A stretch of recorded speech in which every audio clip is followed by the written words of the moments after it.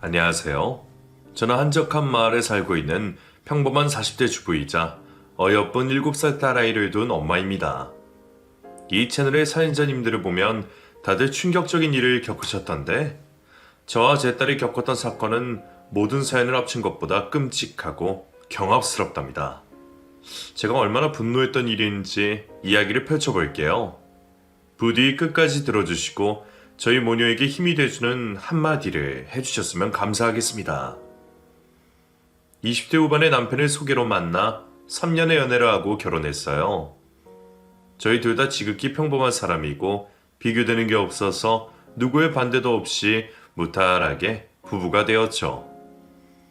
맞벌이로 열심히 일을 하며 신혼생활을 하였고 제 나이 35이 되고 나서야 2세를 가지게 되었답니다.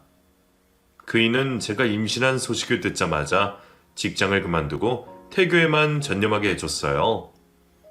그래서 딸아이를 낳고 나서 육아와 살림만 하는 엄마와 아내로 지냈습니다. 저는 딸에게 무한한 사랑을 주며 보통 엄마들처럼 바삐 살았어요. 한편 남편은 가장으로서 회사에서 목숨을 걸고 일해서 월급 이외에도 수당을 많이 받아와 경제적 어려움을 한 번도 느끼지 못하겠답니다. 여보, 당신 이번 달에 야근을 몇 번이나 한 거야. 수당이 월급만큼이나 나왔어. 너무 몸을 사리지 않고 하는 거 아니야? 아니야. 내가 힘들어봤자 수연이 키우는 당신만 하겠어? 살림하고 육아가 결코 쉬운 일이 아니라는 걸 잘 안다고. 난 하나도 힘들지 않으니까 걱정하지 마. 그이는 중견회사 생산직에서 일했는데 하루 종일 서서 작업을 해야 했어요. 피곤하고 힘들 텐데 그런 내색 한번 보이지 않고 되려 살림하는 제가 힘들 거라며 배려해 주었답니다. 남편은 세상에 둘도 없을 만큼의 딸바 보여서 집에 오면 쉬지도 않고 딸아이 육아를 함께 해주었죠. 그래서 저는 산후 우울증이나 육아 스트레스를 크게 받지 않고 재미있게 살았네요. 제 딸아이는 저희 부부 말고도 친정 부모님께 큰 사랑을 받았습니다. 하나밖에 없는 손주라서 그런지 애지중지하시며 매주 저희 집을 찾아오셔서 딸아이와 좋은 시간을 보내고 돌아가셨어요. 그런데 남편의 유일한 가족인 시어머니는 아이를 좋아하지 않는 분이셔서 제 딸을 보러 일부러 찾아오시지 않았고 저희가 딸아이를 데리고 시댁에 가도 크게 반기지 않으셨답니다. 며느라, 네 딸 오줌 쌌나 보다. 냄새 나니까 기저귀 좀 갈아주거라. 어머님, 지금 식사를 준비하는 중이니 어머님이 가르치시면 안 될까요? 부탁 좀 드릴게요. 예, 내가 밥 차릴 테니까 네가 기저귀 갈아라. 난 애 보는 게 성격상 맞지 않아. 네? 알겠어요. 그럼 상 좀 마저 차려주세요. 시어머니는 당신의 손녀가 남이라도 되는 듯이 거의 안아주지 않았어요. 조금 서운하긴 했지만 사람마다 성향이 다른 거라 생각하고 이해하려고 했습니다. 세월이 흘러 딸아이가 5살이 되어 유치원에 들어갔어요. 콩알만한 녀석이 언제 그렇게 자라서 유치원에 가게 됐는지 볼 때마다 신기했답니다. 날씨가 더워질 때까지 유치원에 잘 다니고 있었는데 코로나라는 전염병이 퍼지며 난리가 났어요. 모두들 잘 아시겠지만 유치원이나 학교 다 모두 난리여서 아무데도 나가지 못하고 집에서만 지내야 했죠.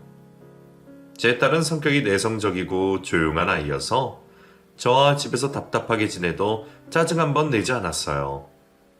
미운 5살이라고들 하는데 제 딸은 때도 쓰지 않고 너무 온순해서 제 몸과 마음이 항상 편안했답니다. 수연아, 집에만 있어서 지루하지 않아? 난 엄마랑 있으니까 좋아. 같이 요리도 하고 글쓰기도 하니까 재미있어. 친구들 보고 싶지 않아? 나중에 볼 수 있으니까 괜찮아. 우리 딸 엄마를 편하게 해줘서 고맙네. 놀러 나가자고 때도 쓰지 않고 심심하다고 투정도 부리지 않고 말이야. 딸아이는 제가 집안일을 할 때면 말없이 옆에서 청소를 거들거나 얌전히 공부를 했답니다. 그래서 전 코로나가 기승을 부려도 큰 어려움 없이 육아 살림을 이어나갈 수 있었어요. 하지만 문제는 다른 데 있었어요. 코로나 때문에 많은 회사가 어려워졌는데 제 남편의 회사도 사정이 힘들어졌답니다. 회사에 일감이 없어서 일찍 퇴근하는 날이 잦았는데 얼마 뒤에는 아예 회사에서 당분간 경영이 어렵겠다며 모든 직원들에게 무기한 휴가를 주었습니다. 말이 휴가지 백수가 된 거나 다름없었죠. 이런 상황을 겪게 된 저와 남편은 큰 걱정에 빠졌어요. 여보, 나 내일부터 배달 대행으로 일하기로 했어. 코로나로 다른 일은 죄다 망하게 생겼는데 배달 일은 사람이 없어서 힘들 정도로 일이 많다더라. 회사에서 다시 부를 때까지는 이 일을 하면 될 것 같아.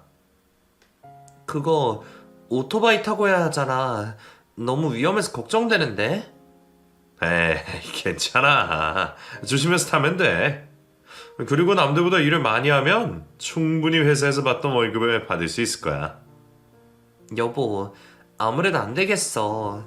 나도 일을 구해서 맞벌이로 돌아가는 게 나을 것 같아. 코로나가 기다린다고 사라지는 게 아니니까 언제까지 당신에게만 가정을 책임지게 할 수 없어. 나도 일자리 몇 군데 알아봤는데 요즘 학교나 유치원을 못 가는 아이들이 방문 수업을 그렇게 많이들 한다고 했어. 나 예전에 과외를 오래 한 거 기억하지? 해봤던 일이라 큰 어려움은 없을 거야. 그래서 학습지 선생님으로 일해보면 어떨까 싶은데? 당신까지 일을 하면 우리 수연이는 어떡해? 아무데도 못 가는 상황인데 말이야. 친정 부모님한테 맡기면 어떨까 싶어. 두 분이 워낙 우리 수연이를 예뻐하시니까 기분 좋게 받아주실 거야. 그렇긴 한데 장모님 허리랑 무릎이 안 좋으시잖아. 장인어른도 마찬가지고. 우리 딸 보는 게 크게 힘들지 않으실 거야. 수연이가 워낙 조용하고 얌전하니까 충분히 돌봐주실 수 있을 거라고. 내가 멀쩡하게 회사를 잘 다니고 있었으면 이런 고민할 일도 없었는데. 여보, 미안해. 당신이 왜 미안해. 지금 힘들지 않은 사람 하나 없어. 길거리 맛집 식당을 봐봐. 죄다 망했다고. 그래도 우린 할 수 있는 일이 있으니까 감사하게 생각하고 살자. 그래서 저는 학습지 방문교사로 일하기로 했답니다. 친정 부모님께 미리 말씀을 드려서 수연이를 부탁하려고 했죠. 그런데 예상치 못하게 시어머니가 먼저 연락을 주셨습니다. 제가 취직한 사실을 알고 손녀가 걱정이 되셨는지 당신이 돌봐주는 게 어떻겠냐고 하시더라고요. 아범하고 며느리? 너희가 고생이 많게 생겼구나. 그래도 어찌하겠느냐. 코로나 때문에 세상이 이렇게 되어버린 걸. 그래서 내가 너희를 돕고 싶어서 찾아왔다. 수연이를 내가 봐주면 어떻겠냐? 어머님이요? 어머님 애 돌보는 거 싫어하시잖아요. 물론 수연이가 얌전하고 온순해서 크게 힘들진 않으시겠지만 그래도 아이를 돌본다는 건 보통 일이 아닐 거예요. 그리고 저희 친정에서 수연이를 봐주시겠다고 했고요. 생각해 주셔서 감사하긴 하지만 괜찮습니다. 얘는 안 싸도 몸 아픈 걸 생각 안 하니? 작년에 무릎 수술까지 받으신 양반한테 애를 맡기는 건 무리야. 난 아픈 곳 하나 없으니 나한테 맡겨라. 내가 성심성의껏 돌보마. 빈말로 하는 소리 아니야? 시어머니가 까칠하긴 했지만 남편을 훌륭하게 잘 키우셨으니 제 딸도 다르지 않을 거라는 생각이 들었습니다. 그리고 몸이 아픈 친정엄마께 부탁드리는 것보다 낫겠다는 판단이 들었어요.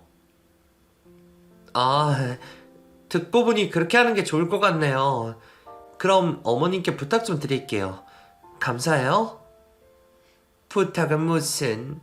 내 손녀 내가 돌보겠다는데 뭐가 감사하다는 거냐? 네, 어머님. 그럼 모레부터 어머님이 수연이를 봐주세요. 제가 출퇴근하면서 어머님 댁에 들러 픽업할게요. 그래, 생각 잘했다. 내가 잘 키워줄 테니 걱정할 거 하나 없다. 그런데 며느라? 수고비는 줄 거지? 손녀를 하루 종일 보려면 돈이 안 들어갈 수가 없잖아. 어머님, 당연히 수고비를 드려야죠. 많이는 못 드려도 매달 챙겨드릴게요. 요즘 에바 주는데 드는 돈이 만만치 않게 들긴 하다만 나는 큰 돈 말하지 않는다. 매달 50만 원만 줘라. 그거면 너희도 크게 부담이 되지 않을 거라 생각한다. 네, 어머님. 그렇게 할게요. 그리고 벌이가 좋아지면 더 챙겨드릴 테니까 신경 좀 써서 수연이를 봐주세요. 그래, 알겠다. 그럼 이야기 끝났으니까 너 출근하는 날부터 바로 수연이를 데리고 오거라. 그래서 전 친정 부모님께 연락을 드리고 시어머니께 딸아이를 맡기게 되었어요. 이틀 뒤 방문교사로 일을 시작해서 아침에 수연이를 시댁에 데려다주고 제 일을 시작했습니다. 아이들을 가르친 경험이 있어서 그런지 특별히 힘들거나 어렵진 않았어요. 또 요즘 애들이 거의 다 착해서 일하는 게 즐겁고 행복했답니다. 걱정했던 딸아이도 시어머니와 지내는 게 재밌었는지 늘 미소 진 얼굴로 시댁을 향했어요. 수연아, 할머니 좋아? 응, 할머니 너무 좋아. 선수도 가르쳐주고 게임도 시켜줘. 그랬어. 할머니가 우리 수연이를 엄청 좋아하시나 보다. 수연이는 좋겠네? 응, 할머니 집에 가는 거 재미있어. 아이를 싫어하는 시어머니가 이렇게 딸아이를 잘 대해주시니 이루 말할 수 없을 만큼 감사했습니다. 저와 남편은 월급을 받아 더해봤더니 형편이 크게 어려울 것 같지 않아 시어머니께 70만 원을 드리기로 했답니다. 어머님, 많진 않지만 이거 받으세요. 전에 말씀드린 것보다 조금 더 넣어드렸어요. 그래, 고맙다. 내 이 돈은 수연이 간식 먹이는데 쓸 테니 염려 말아라. 걱정 안 해요, 어머님. 그리고 수연이한테만 쓰지 마시고 어머님 필요하신 데 있으시면 쓰세요. 요즘 수연이가 어머님과 보내는 게 재밌는지 어머님 댁에 올 때마다 콧노래를 불러요. 제가 어머님 덕분에 마음 놓고 사회생활하고 있다니까요. 정말이냐? 내가 조금 신경을 써줬더니 좋았던 모양이네. 앞으로는 2배로 잘할 테니 마음 편하게 놓거라. 그래, 일은 할만하냐? 네, 예전에 해봤던 일이라 재밌어요. 수연이 가르치듯이 공부 가르치고 돈도 버니까 너무 만족스러워요. 어머님이 계속 수연이를 봐주신다면 이 일을 포기하지 않고 계속 해볼 생각이에요. 그래, 수연이는 걱정 마라. 내가 최선을 다해 키워줄 테니까. 어머님 감사해요. 아이 키우는 걸 싫어하시는 분이 이렇게 마음을 열어주실 거라고는 생각을 못했어요. 내가 애들을 싫어하지만 우리 손녀는 좋아한다. 표현을 잘 못해서 그렇지 항상 수연이를 사랑하고 있었다고. 시어머니 말씀에 70만 원이라는 돈이 아깝게 느껴지지 않았습니다. 오히려 너무 적게 드려서 죄송한 마음이 들었어요. 그렇게 한 달의 시간을 더 보내게 되어 2번째 월급을 받게 되었습니다. 방문 수업을 신청하는 가정이 많아서 제 수용량도 늘어나 보너스까지 받아 꽤 많은 돈이 들어왔어요. 저는 딸아이를 위한 적금을 제외하고 모든 돈을 인출했답니다. 예전부터 현금 영수증을 받아 연말정산에 환급을 받는 재미를 알고 있어 그렇게 했죠. 집으로 돌아가 생활비와 시어머니 드릴 돈을 계산해서 봉투에 넣어 서랍에 넣어두었어요. 그런데 상상도 못할 사건이 벌어졌어요. 서랍에 두었던 생활비 봉투가 감쪽같이 사라졌답니다.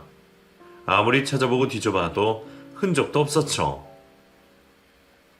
여보, 당신이 생활비 봉투 가져갔어? 내가? 아니, 그럴 리가 있나. 내가 왜 당신 돈에 손이 되겠어? 그럼 돈 봉투에 발이 달려서 도망이라도 간 건가? 솔직히 말해봐. 어디 필요한 곳이 있어서 가져다 쓴 거야? 글쎄, 아니라니까. 내가 말없이 돈을 가져다 쓸 사람이야? 그건 그렇긴 한데 내가 아니면 당신밖에 가져갈 사람이 없잖아. 지금 날 계속 의심하는 거야? 당신이 어디다 잃어버려 놓고 왜 사람을 의심해? 그이가 목소리를 높이자 저도 흥분하기 시작했습니다. 그동안 부부싸움을 해본 적이 거의 없었는데 이 일로 서로를 신뢰하지 못했어요. 전 분명히 돈을 뽑아서 서랍에 고이 넣어두었기 때문에 남편이 가져간 거라 확신했습니다.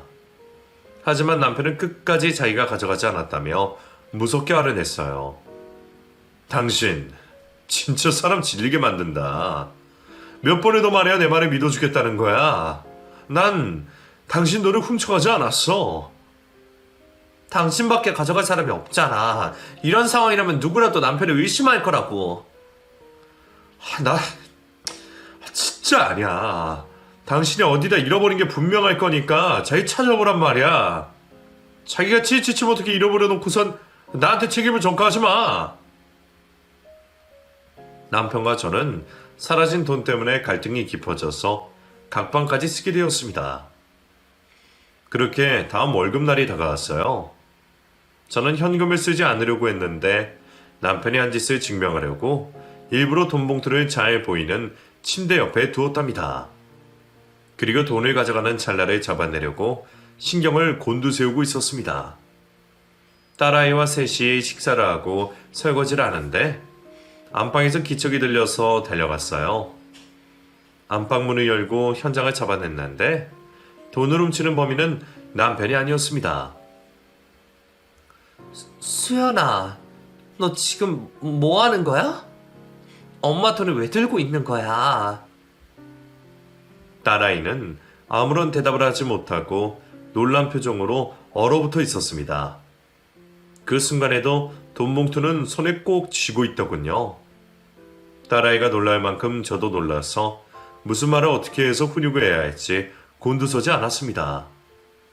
수연이가 도둑질을 할 거라고는 꿈도 꾸지 못했으니까요. 수연아, 솔직하게 말해.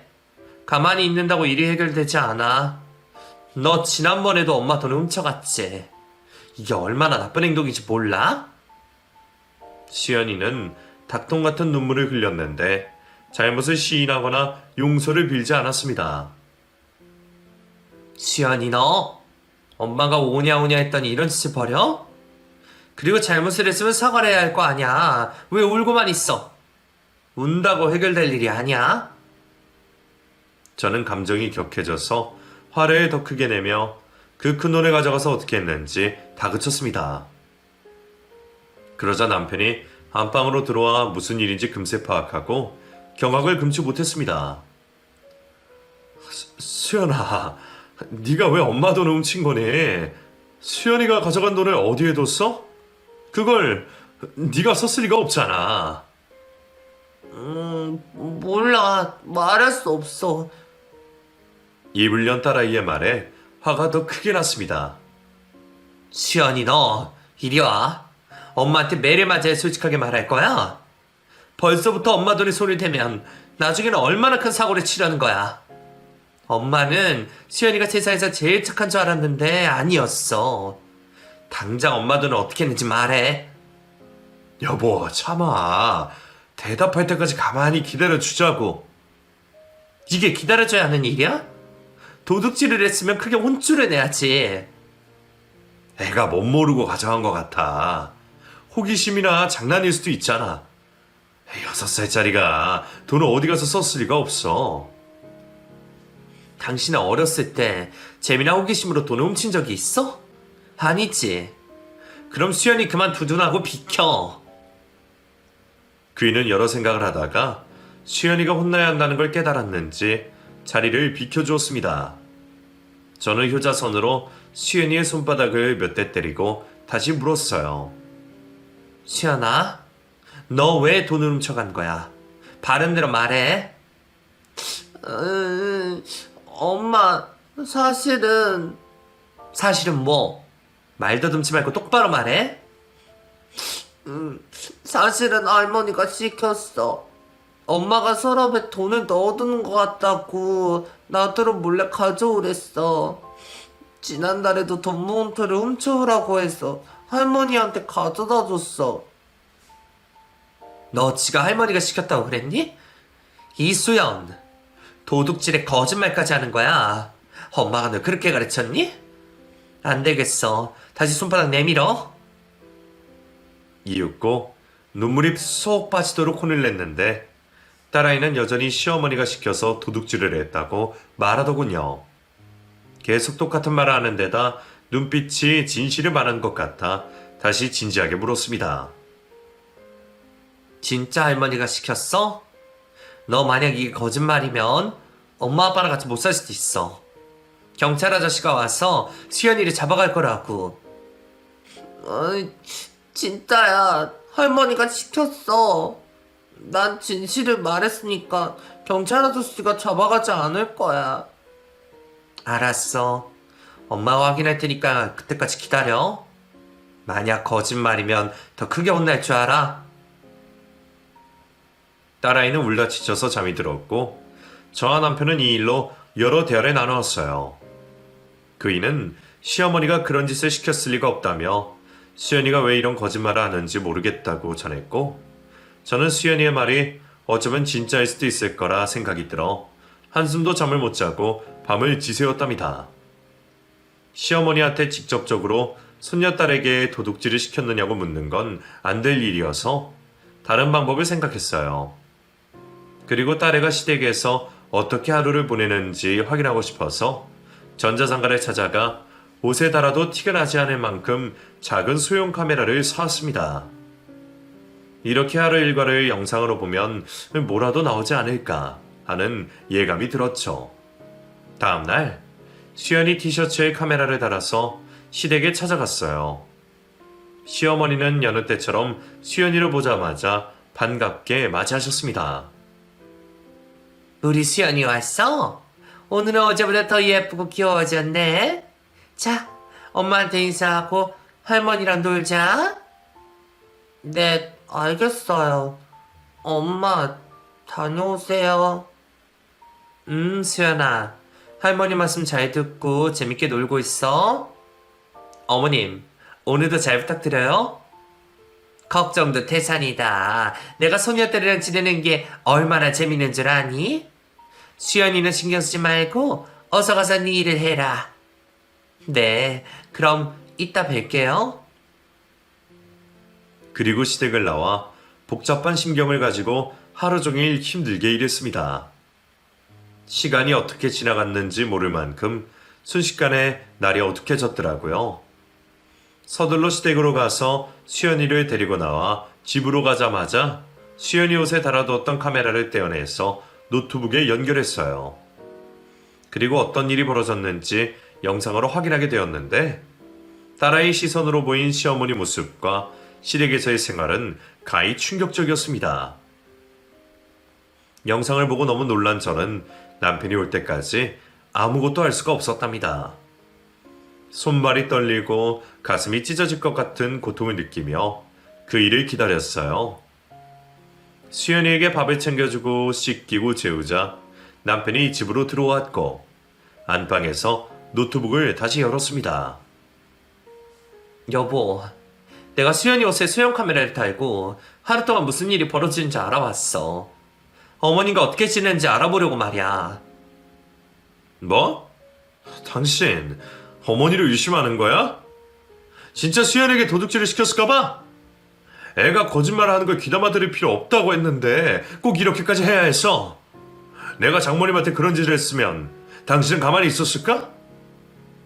흥분하지 마. 영상을 보고 화를 내든지 말든지 해. 내가 이걸 보고 얼마나 큰 충격을 받았는지 알아? 무슨 충격을 받았다고 하는 거야? 여하튼 틀어봐. 보나마나 당신이 헛짓거리를 했겠지. 과연 그럴까? 두 눈 똑똑히 뜨고 봐. 자, 시작한다. 저는 그 영상을 다시 한번 틀어보게 되었습니다. 영상은 제가 시댁에서 나가는 거로 시작했어요. 시어머니가 수연이를 보고 말하더군요. 네 엄마는 일하러 갔다. 이제부터는 내 말을 들어야 한다는 거 알지?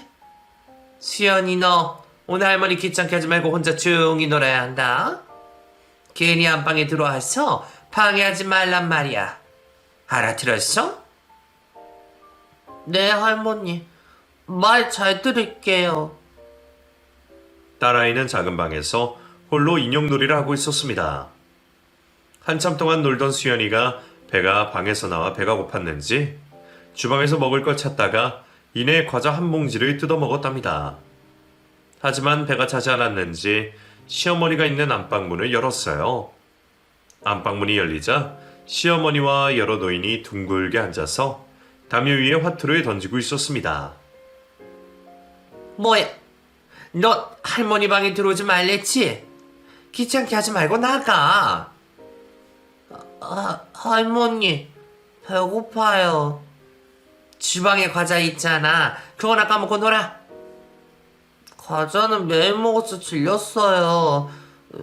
밥 먹고 싶어요. 젠장을 밥 같은 소리 하고 있네. 내가 네 밥 차려주는 사람이냐? 밥은 네 집에 가서 먹고 여기서 대충 과자로 때우란 말이야. 방해하지 말고 문 닫고 꺼져. 그리고 카메라가 도박판에 비추었는데 판돈이 얼마나 큰지 모든 지폐가 5만원권이었답니다. 노인들은 제 딸이 들어오든 말든 상관하지 않고 입에 담배를 물고 도박을 이어갔어요. 이윽고 안방에서 나오지 않는 수연이를 밀어내며 시어머니가 거실로 나왔습니다. 오늘 부정타기 애가 왜 이래? 야, 나하고 멀뚱히 서서 뭐 하는 거야? 너 때문에 끝발이 안 봤잖아. 또 졌네. 이 기집애가 왜 이렇게 말이 들어먹지 않는 거야? 할머니 방에는 얼씬도 하지 말라고 한 걸 까먹은 게냐? 대답해봐, 멍청한 꼬맹아. 죄송해요. 밥이 너무 먹고 싶어서요. 이 년이 아직도 정신을 못 차리고 밥 타령이네. 이 조그만 년이 왜 이렇게 먹는 걸 밝혀? 이따 너네 엄마한테 차려달라고 하면 될 거 아니야. 한 끼 굶는다고 죽는 거 아니니까 참아. 네, 할머니, 참을게요. 이래서 내가 애새끼리 싫어한다니까. 혼자서 아무것도 해보려고 하지 않고 늘상 어른한테 해달라고 조르는 게 등신 같다고. 할머니, 등신이 뭐예요? 그건 나중에 알게 될 거다. 쉽게 말해, 너랑 네 엄마를 뜻하는 단어니까 새겨들어라. 아차, 너 할머니가 시킨 건 왜 안 하니? 내 집에서 지내게 해줬으면 은혜를 돌려줘야 한다고 몇 번을 말해. 배웅망덕한 년아. 네 엄마 돈을 훔쳐오라고 시켰으면 지난달처럼 가져와야 할 거 아니야. 왜 아직도 소식이 없는 거야? 그게 내일은 꼭 가져올게요. 당연히 그래야지. 만약 내일도 빈손으로 오면 재미없을 줄 알아. 네, 꼭 훔쳐올게요. 만약 내일도 돈을 가져오지 않으면 할머니가 너 맴매할 거야. 맴매요? 알겠어요. 내일 꼭 가져올 테니 지난번처럼 맴매하지 말아주세요. 이미 시어머니한테 매를 맞은 적이 있었는지 수연이의 목소리가 심하게 떨렸어요. 저는 만일을 대비해 수연이에게 돈을 훔치다 걸렸다는 말을 절대로 하지 말라고 일러두었답니다. 남편의 표정은 심하게 일그러졌는데 화면에서 눈을 떼지는 못했어요. 잠시 후 시어머니의 말이 이어졌습니다. 그래, 이 할머니가 돈을 따면 치킨 사줄 테니까 조용히 방에 가서 찌그러져 있어. 네, 얌전히 방에만 있을게요. 걱정 마세요, 할머니. 또 한 번 안방문을 열면 베란다에 하루 종일 스며들 거다. 해봐서 알지? 베란다요? 할머니, 날씨가 더워서 그건 너무 힘들어요. 힘든 걸 알면 입 닥치고 가만히 있으라고. 그리고 시어머니가 방으로 들어가자 딸아이는 주방에서 한참 동안 먹을 걸 찾다가 포기하고 다시 방으로 들어가 혼자 인형놀이를 하며 시간을 보내더라고요. 그 외로운 장면을 보는데 저와 남편은 눈물이 바로 쏟아질 것 같았습니다. 이윽고 저의 퇴근 시간이 다가오자 시어머니가 딸아이를 불러 세우더군요.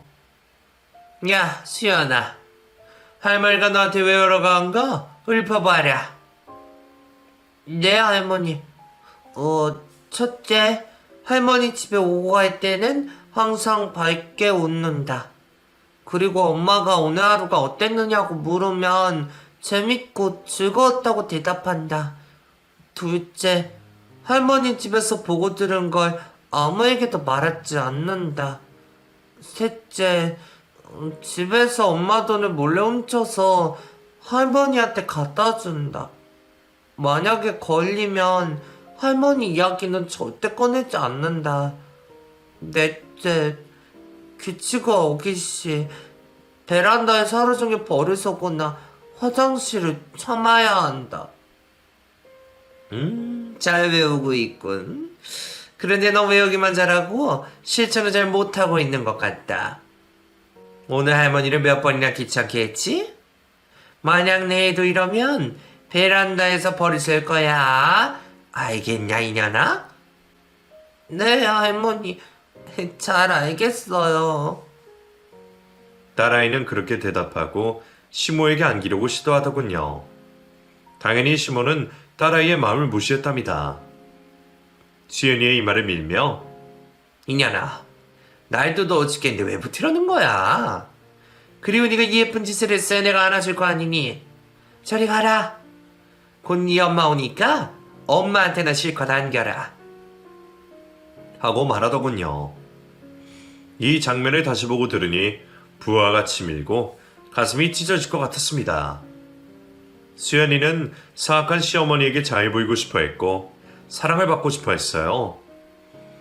저는 딸아이를 혼내고 매를 들었던 순간을 후회했고 엄마로서 자격이 없다는 걸 다시금 깨달았습니다.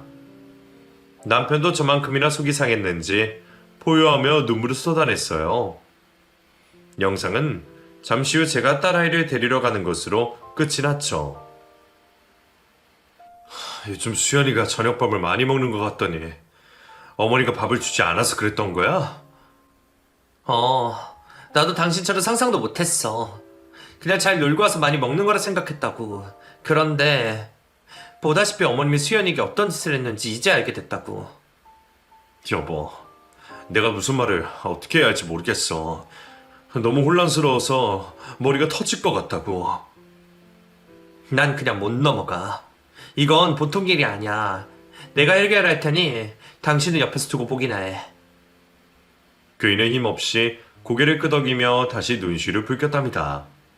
저희 부부는 그날 밤 수연이를 안방으로 안고 들어와서 가운데에 눕혀 머리를 쓰다듬고 안아주며 잠에 들었어요.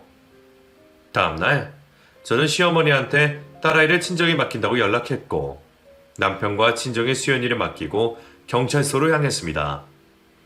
형사들에게 영상을 보여주었더니 밥을 굶기고 방임한 것과 도둑질을 시킨 아동학대죄와 도박죄로 긴급 체포하겠다고 하더군요. 저와 남편은 형사들과 동행해 시댁으로 향했습니다. 이윽고 시댁 현관 앞에 도착해 초인종을 눌렀어요. 누구세요? 어머님 저예요. 반찬거리 좀 드리고 용돈 좀 드리러 왔어요. 그래 잘 왔다. 잠깐 기다리거라. 이윽고 실실 쪼개며 현관문을 열어주자 형사들이 시어머니에게 체포영장을 보여주었습니다. 이게 다 뭐야? 내가 소녀딸을 학대하고 도박을 했다고? 이게 며느라 이게 다 무슨 짓거리냐? 너 수연이한테 무슨 말을 들었길래 이따위 짓을 벌이는 거야? 어머님 저희 다 알아요. 그동안 어머님이 수연이한테 무슨 짓을 했는지 모두 알고 있다고요. 도대체 무슨 소리 하는지 모르겠구나? 난 잘못한 게 하나도 없는데 이런 취급을 당하니까 열이 받는다고?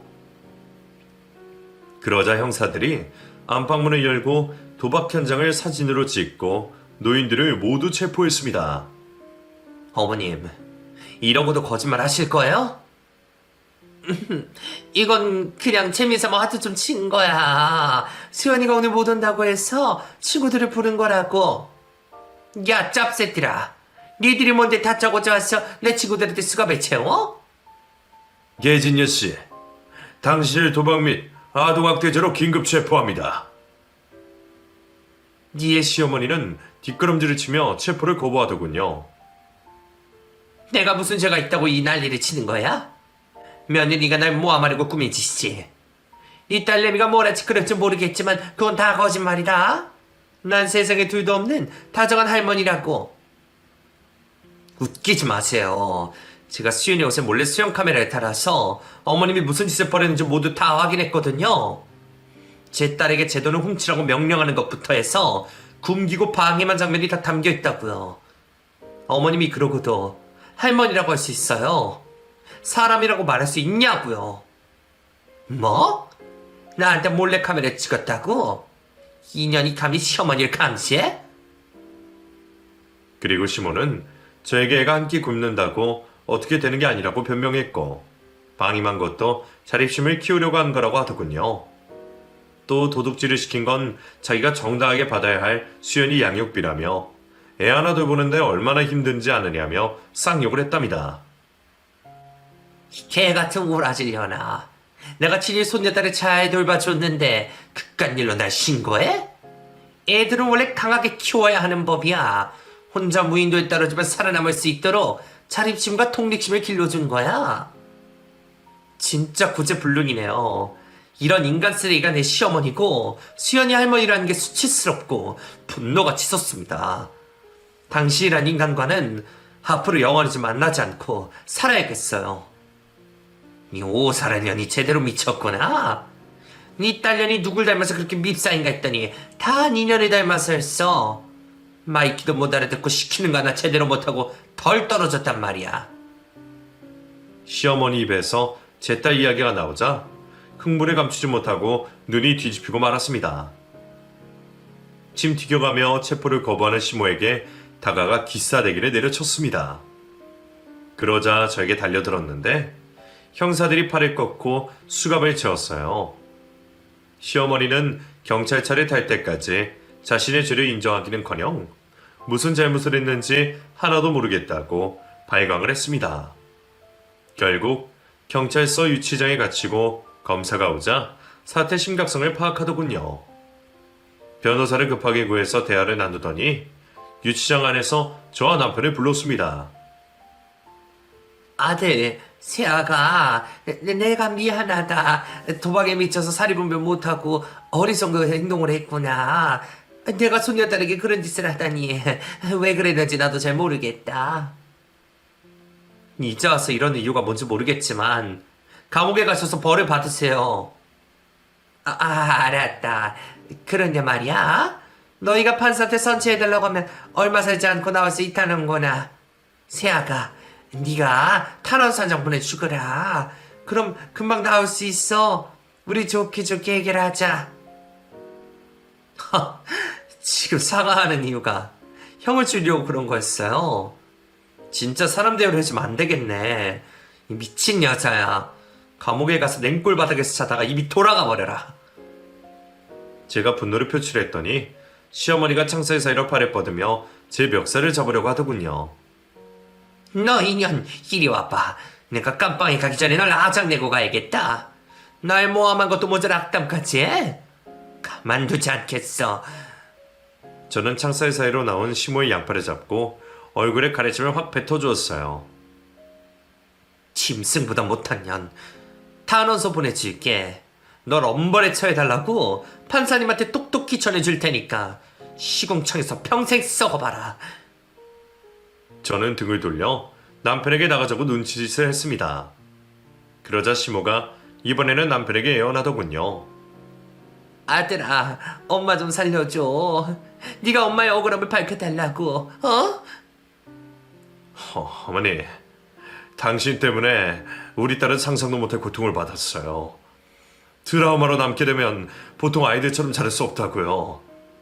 당신이 얼마나 큰 잘못을 했는지 감옥에서 깨닫기 바랍니다. 그리고 이제 당신을 어머니라고 부를 일은 없을 겁니다. 앞으로 죽을 때까지, 아니 죽어서도 다시 볼 일 없을 거예요. 개 같은 놈아. 내가 네 애미인데 어디서 천년을 끊겠다고 헛소리를 하는 거야? 내가 무슨 잘못을 얼마나 했다고 다들 이 난리 치는 건지 모르겠네. 남편도 등을 돌리자 시어머니는 쌍욕을 하며 끝까지 악마 같은 모습을 보여주더군요. 그이와 저는 시모가 어쩌다 이렇게 되었는지 모르지만 평생 용서하지 않고 만나지 않겠다고 약속했답니다. 시어머니는 당연히 징역을 받게 되었는데 저희 부부가 엄벌에 처해달라고 탄원서를 써서 꽤 오랜 세월을 감옥에서 보내게 되었어요. 그리고 저희는 딸 수연이를 데리고 아동심리센터와 청소년 정신과 전문의에게 데리고 가서 시댁에서 있었던 일을 잊을 수 있도록 여러 차례 치료에 전념했습니다. 저는 돈보다 딸이 중요해서 일을 그만두고 24시간을 딸아이 곁에 붙어 지냈어요. 그런데 저희 예상보다 딸아이가 받은 공포와 충격이 커서 1년 내내 병원에 다녔습니다. 코로나 규제가 조금씩 풀리며 유치원이 다시 문을 열었지만 수연이는 아무것도 가고 싶지 않아 집 안에만 있었습니다. 제가 놀이터에라도 데리고 나가려고 하면 눈물을 흘렸어요. 엄마, 나 할머니 집에 데려가는 거야? 나 거기 가기 싫어. 아니야, 이제 할머니 집에 절대 가지 않아. 할머니를 볼 일도 없다고. 집에만 있으니까 답답하지 않아? 엄마랑 놀이터 가서 놀자. 거짓말. 나 절대 나가지 않을 거야. 무섭단 말이야. 그렇게 수연이는 외출 자체를 거부했고 집안에서만 지냈어요. 저는 가슴이 미어지고 어떻게 딸아이의 마음을 돌릴 수 있을까 하고 매일 아낌없는 사랑을 주며 최선을 다했습니다. 다행히 7살 여름이 지나자 시댁에서 있었던 일들이 조금 잊혀졌는지 다시 유치원에 가고 싶다고 하더라고요. 그제야 저와 남편은 천만다행이라는 마음이 들었고 웃으며 유치원에 보낼 수 있었습니다. 한편 코로나 규제가 풀리면서 남편이 휴직한 회사가 다시 돌아가기 시작해 배달 일을 그만두고 제 자리를 찾았답니다. 그이는 자기 엄마 때문에 이런 충격과 공포를 안겨주게 되었다며 크게 자책했고 매일같이 저와 딸아이에게 미안하다는 말을 해줬답니다. 정작 사과해야 할 사람은 끝까지 자기 잘못을 인정하지 않고 감옥에서 욕설을 담은 편지를 보내고 있네요. 4개월이 지난 요즘은 딸아이가 유치원에 잘 다니고 심리센터도 매주 빠지지 않고 나가고 있습니다. 내년이면 초등학교에 들어가게 되는데 잘 지낼 수 있을지 걱정이 됩니다. 여러분이 제 딸아이 마음의 상처가 빨리 치유되길 격려와 응원을 해주셨으면 진심으로 감사할 것 같아요. 그럼 저는 딸아이를 데리러 가봐야겠네요. 제 이야기를 귀 기울여주신 분들께 감사함을 전하고 이만 줄이겠습니다. 안녕히 계세요.